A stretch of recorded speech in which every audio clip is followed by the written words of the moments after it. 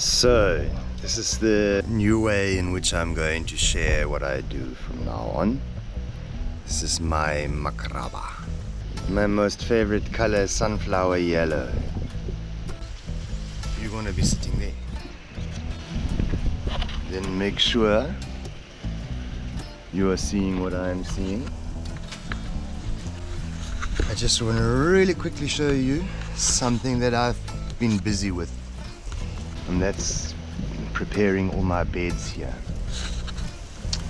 And what I do is I bring grass cuttings in with my little pulling thingies.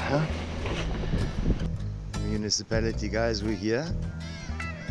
This is my gymming session for tomorrow morning to bring this all in to my yard. I helped them fix their machine. And they brought me a whole lot of grass, and they're coming again tomorrow. Fill up my chicken coop and fill up my furrows on this side, fill up my furrows on this side, and fill up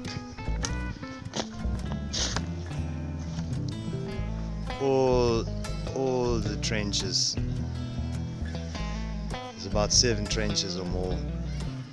So, all the old grass from the chickens is going to go onto the mounds, and the new grass is going to go into the chickens and into the trenches.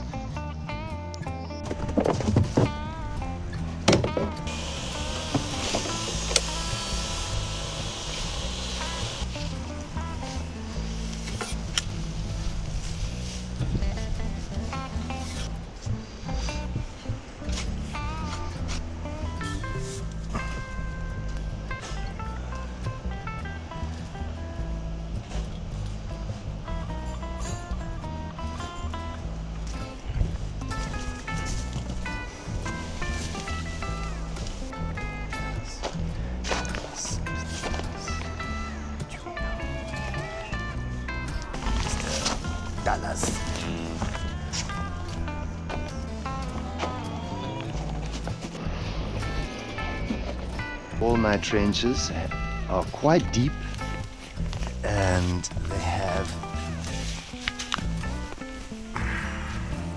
a drop sheet lining, and I'm using lobster spur, a plant which I introduced to my rockery. Plectranthus neochilus, lobster spur flower. Now there's no soil in this rockery, it's just a rockery.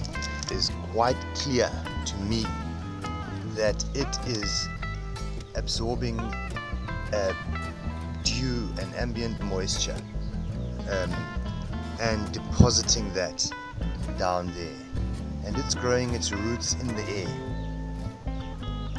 It's got a very pungent smell. It's sort of fleshy and it crushes easy. It's got a camphor cream, minty kind of a vibe going. It catches moisture nicely, so it's injecting moisture. It grows a root mat which binds the soil because it's a very steep mound. It's pungent, it's a pioneer, it breaks easy, so I can just keep this biomass circulating. And it's a barrier plant. A visual barrier which indicates to me where the plastic lining is, because it's growing just on the edge under the plastic lining. So it helps me see and understand what's where. They get filled with the fresh grass cuttings. It produces its own compost. You trample it, and you also harvest for mulching purposes. So it spills over, and you then use it for mulching. This is the last trench with old grass cuttings that have been composting, and I am raking it up with a hoe, and I'm gently chopping the first couple of centimeters. I don't want to damage my drop sheet, and I also want to chase all the life down to the lowest point where they hit the drop sheet, and right at the end I will get all the little earthworms and grubs. I really want to get some insects for my chickens. We're going to go right to the back, navigating away from the scratching. And right at the end I will catch them on the far end.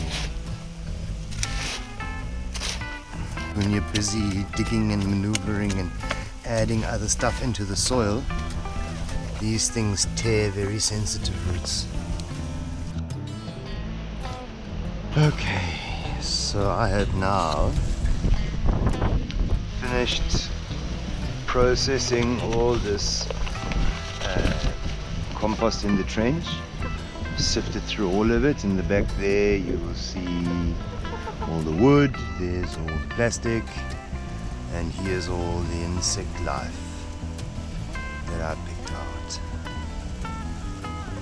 Now all of this is going to go to the chickens,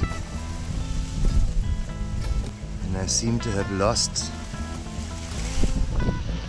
a beetle. There he is. And a slug. There's the slug. Alright. That all goes to the chickens for egg protein.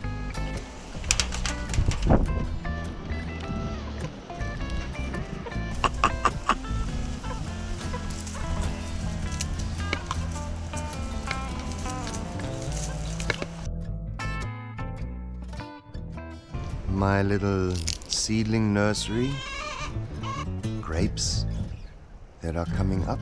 We've got lima beans that are late, 5 pepper bushes in the back there with butternuts that are coming up as well, cucumber coming up over here, all the potatoes that have started coming up, got some tomato varieties that have decided to come up, popcorn that's had a grub explosion, 2nd generation peanuts. These butternuts are older, more popcorn and cowpea, more garlics that are ready to go out, and behind there is an onion that is also ready to go out. So this is where we are right now. Built a little shade cover out of leftovers. This is the soil that you get here.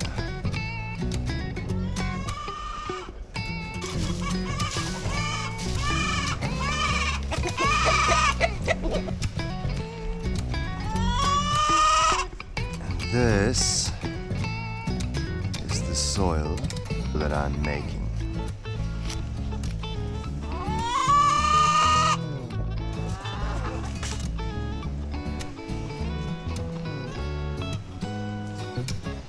So there's a hatch in the front end to receive the grass and to feed snacks to the chickens. At the back of the chicken coop there is a large hatch all the way to the ground to rake out the old grass, and that old grass looks like this.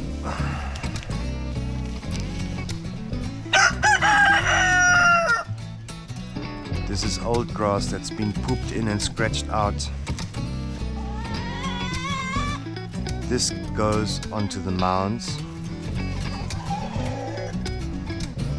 and the fresh grass goes into the trenches and into the chicken coop. I made some catwalks for my pumpkins.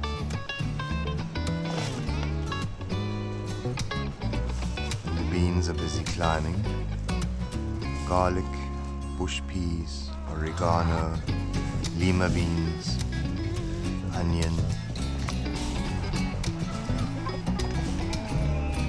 bulbinella, which I'm going to interplant with the lobster. And this was a cabbage core from the kitchen. Got a whole lot of gooseberries in the back there. Raspberry. The chicken coop is overgrown with the lima bean. It's grown a canopy over the top.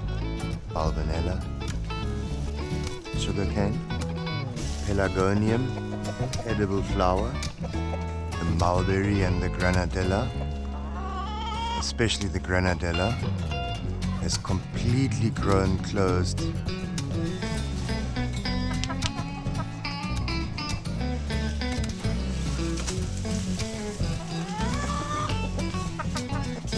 That's all granadella. Put in some speckworm. The speckworm are going to grow out as they grow through. The chickens eat what grows through the fence, what they can reach. 2, 4, 6, 8 speckworm, sweet potato, lemon, gooseberry, papaya, mint, and purslane, and cherry tomatoes, papaya, and an avocado, thorny lemon, not doing so well, thorny lemon, doing very well. And it all hinges on grass that comes in. The grass that comes in is the energy that comes in.